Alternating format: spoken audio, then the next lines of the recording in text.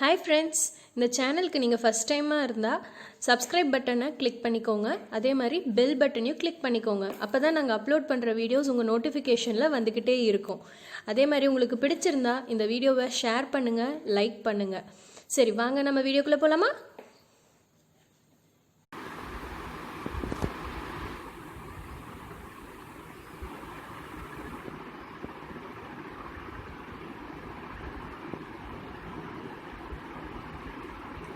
Welcome to target 190 IAS academy. நம்ம இன்றைக்கி என்ன பார்க்க போகிறோம் அப்படின்னா 7th தேர்ட் டேர்மில் சயின்ஸில் 4th lesson. Topic name is chemistry in daily life. So நம்ம ஆல்ரெடி பார்ட் 1 பார்த்துட்டோம். ஸோ இது வந்து அதோட கண்டினியூஷன் பார்ட் 2. ஸோ இதில் நம்ம என்னெல்லாம் பார்க்குறோன்னா மெடிசன், கம்பஷன் என்ன, ஃப்ளேம்னா என்ன, அதை பற்றி பார்க்கலாம். So medicine are use to treat the diseases and to improve our health. நோய் நொடி நோய் முதல் நாடி அது தணிக்கும் வாய் நாடி வாய்ப்பச் செயல். Thiruvalluvar. So there is a குறள், diagnosis the disease and understand its seeds, identify the cause and make sure it succeeds. So நம்ம மெடிசன் அப்படிங்கிறது என்ன அப்படின்னு பார்த்தீங்கன்னா, நம்மளோட ஹெல்த்தையும் நம்மளுக்கு டிசீஸ் வந்துருச்சு அப்படின்னா அது நம்ம டிசீஸ் வந்துச்சுன்னா அதை க்யூர் பண்ணுறதுக்கும் நம்ம ஹெல்த்தை இம்ப்ரூவ் பண்ணுறதுக்கு மெடிசன்ஸ் வந்து இருக்குதுன்னு சொல்கிறாங்க. ஸோ தமிழில் பார்த்திங்கன்னா திருக்குறளில் வந்து கொடுத்துருக்காங்க. ஸோ நோய் நாடி நோய் முதல் நாடி அது தணிக்கும் வாய் நாடி வாய்ப்பச் செயல். Diagnosis the disease and understand its seeds, identify the cause and make sure it succeeds.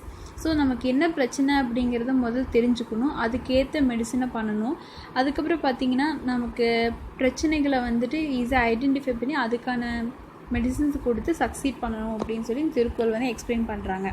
So science are practices of the diagnosis, treatment and prevention of diseases. There are many ways to intake the medicines. Oral use, external use, injections.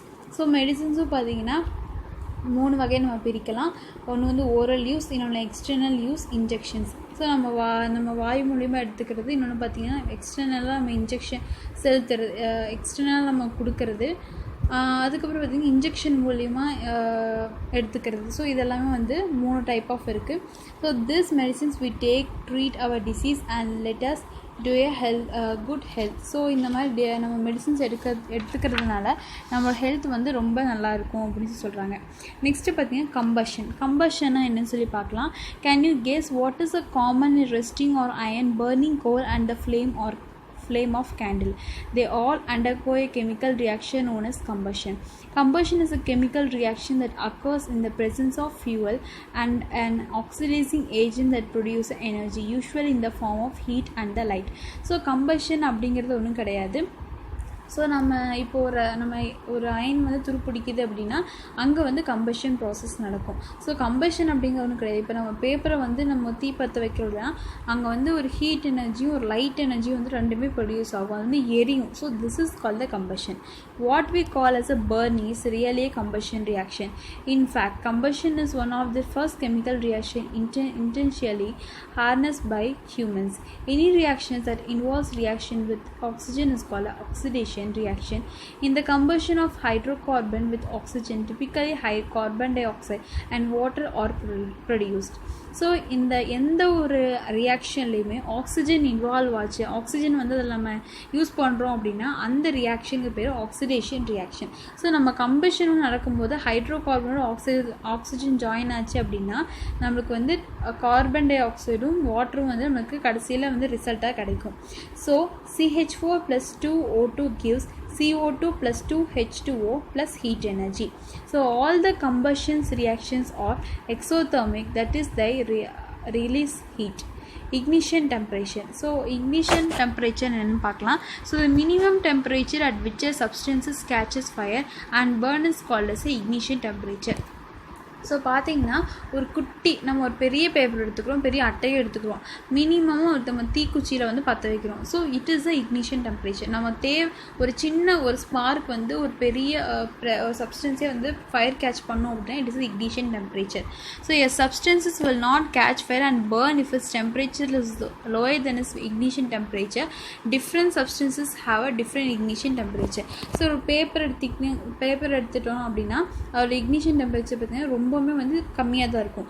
இதே ஒரு ஹார்டான அட்டை எடுத்துட்டோம்னா அதோட ignition temperature ஜாஸ்தியாக இருக்கும். So சப்ஸ்டன்ஸை பொறுத்து அந்த ignition டெம்பரேச்சரோட value வந்து ஜாஸ்தியாகிட்டே போகும், வேரி ஆகிட்டே இருக்கும்.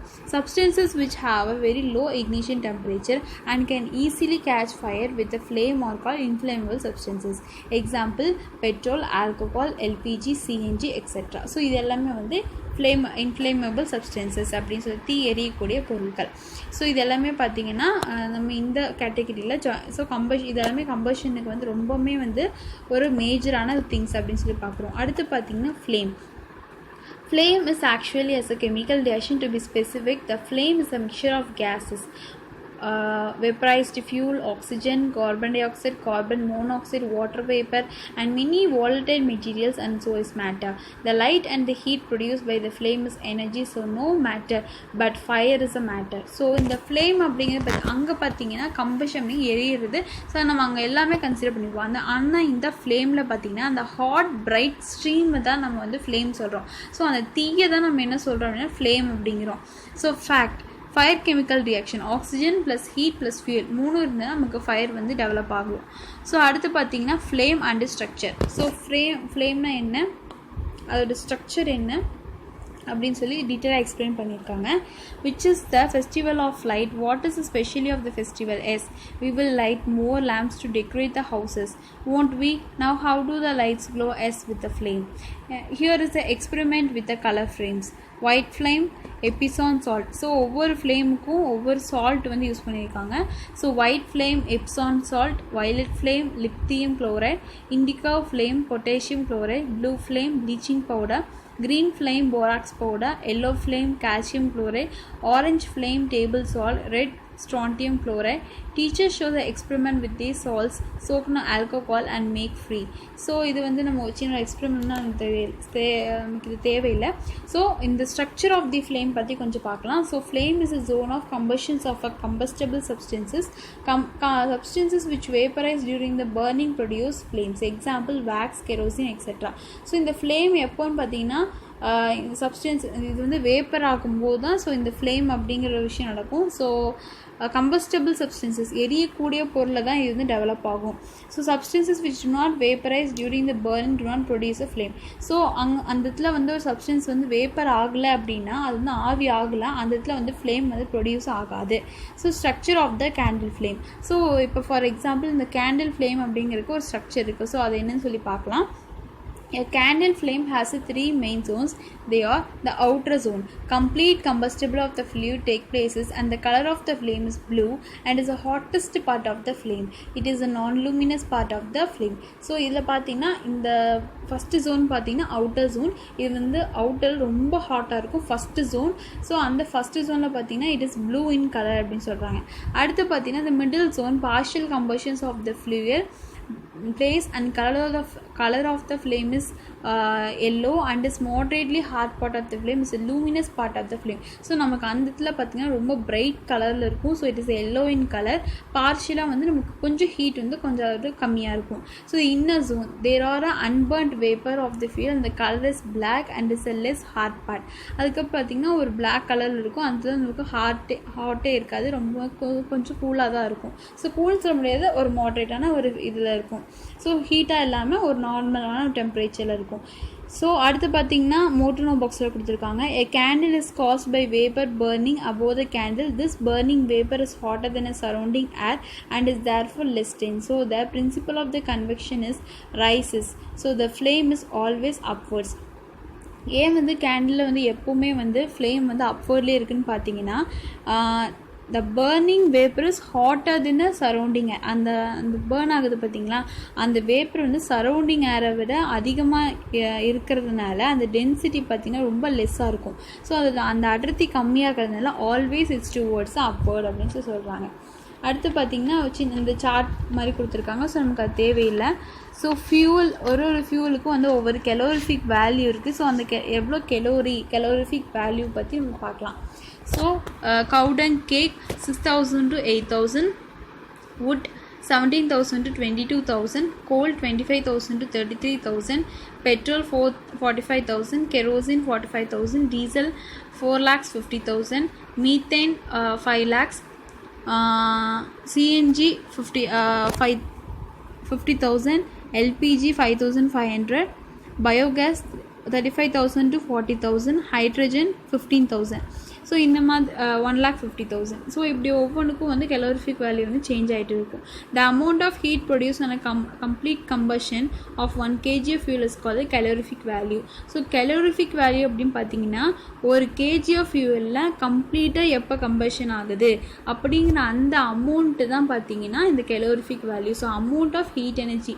ஸோ ஒரு கம்ப்ளீட்டாக ஒரு ஃபியூலை வந்து ஒரு கேஜி இருக்க ஃபியூலை நம்ம கம்ப்ளீட்டாக கம்பஸ் பண்ணும்போது நமக்கு எவ்வளோ ஹீட் எனர்ஜி கிடைக்கிது. ஸோ நம்ம அதை தான் வந்து calorific value வந்து கன்சிடர் பண்ணிக்கிறோம். So the calorific value of the fuel is expressed in unit called kilojoule per kg. Calorific value is equal to heat produced per amount of fuel used for the burning in kg per mole. If 4.5 kg of the fuel is completely burned and the amount of heat produced stands measured at 80,000 kg, what is the calorific value? Calorific value is equal to 1,80,000 per 4.5 is equal to 40,000 kg per kg. So இதெல்லாமே அந்த values தான். So நம்ம இது explanation எதுவும் நமக்கு problem இல்லை. So calorific values மட்டும் நம்ம ஞாபகம் வச்சுட்டா போதும். நிறைய டைம்ஸ் வந்து சூஸ் த பெஸ்ட் ஆன்சர்ஸ் அந்த மாதிரி இதில் கேட்டுட்ருக்காங்க. ஸோ அப்ஜெக்டிவ் டைப்ஸில் கன்ஃபார்மாக இந்த மாதிரி கொஸ்டின்ஸ் வந்து அடிக்கடி கேட்டுருக்காங்க. ஸோ calorific வேல்யூ வந்து எது ஈக்குவல் அப்படின்னு ஸோ இதை நம்ம மெமரைஸ் பண்ணி வச்சுக்க வேண்டிய ஒரு பார்ட்டு. அடுத்து பார்த்திங்கன்னா டைப்ஸ் ஆஃப் கம்பஷன். ஸோ கம்பஷனில் வந்து எந்தெந்த டைப்ஸ் ஆஃப் கம்பஷன்ஸ் இருக்குது அப்படின்னு சொல்லி பார்க்கலாம். So there are 3 main types of combustions. There are rapid combustion. It's a combustion process in which substances burn rapidly and produces heat and light with the help of external heat. Example, burning of LPG. Spontaneous combustions. It's combustion process in which light without the help of external heat. Phosphorus burns spontaneously at room temperature. So in the rapid combustion அப்படிங்கிறது external heat energy இருந்தால் மட்டும்தான் வந்து ராப்பிடாக வந்து அது fire ஆகும். So it is a rapid combustion. But spontaneous combustion அப்படிங்கிறது நம்ம இனிஷியலாக ஒரு கம்பஷன் இருந்தால் போதும், அதுக்கப்புறம் அது ஸ்பான்டேனியஸ் நமக்கு எந்த ஒரு எக்ஸ்டர்னல் எனர்ஜி இல்லாமல் ஆட்டோமேட்டிக்காக வந்து கம்பஸ்ட் ஆகிட்டே இருக்கும். So it is a spontaneous combustion. Explosion பார்த்தீங்கன்னா explosion is a type of combustion in which substances burn suddenly and produce heat, light and sound with the help of heat or pressure. So இந்த மாதிரி இந்த எக்ஸ்ப்ளோஷனுக்கு best example பார்த்தீங்கன்னா crackers.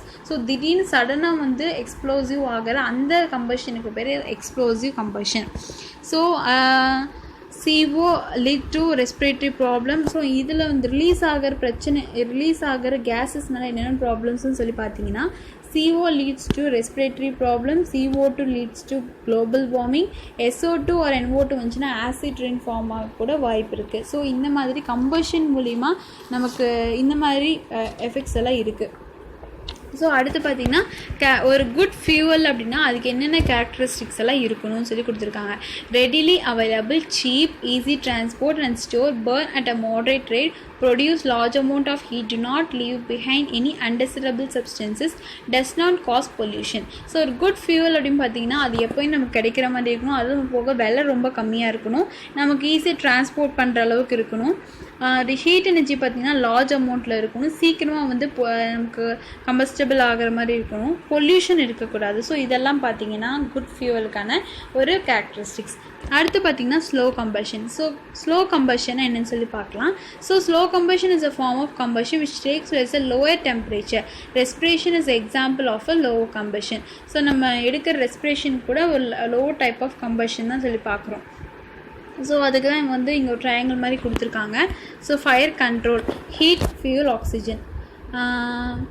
Condition necessary for producing a fire. Or ஒரு fire வந்து produce ஆகணும்னா என்னென்ன நமக்கு தேவை அப்படின்றது ஃபியூவல். ஃபஸ்ட்டு வந்து ஃபியூவல் நமக்கு வேணும், ஏர், ஹீட், அதுக்கப்புறம் பார்த்திங்கன்னா the fuel behinds ignition temperature, அந்த இக்னிஷன் டெம்பரேச்சர் வந்து இருக்கணும். Fire can be control by removing any one of more of the condition. So fire எப்போ வந்து இந்த 4 விஷயத்தில் ஒன்று எடுத்துட்டா கூட இது வந்து ஸ்டாப் ஆயிரும். ஸோ அந்த மாதிரி இருக்கிற இந்த fire.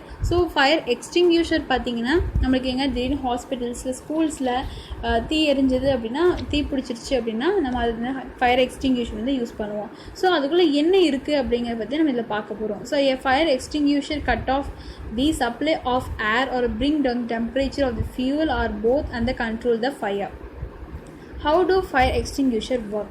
Portable fire extinguisher apply an extinguishing agent that will either cool burning fuel, displaces or remove oxygen or stop the chemical reaction so fire and cannot continue to burn.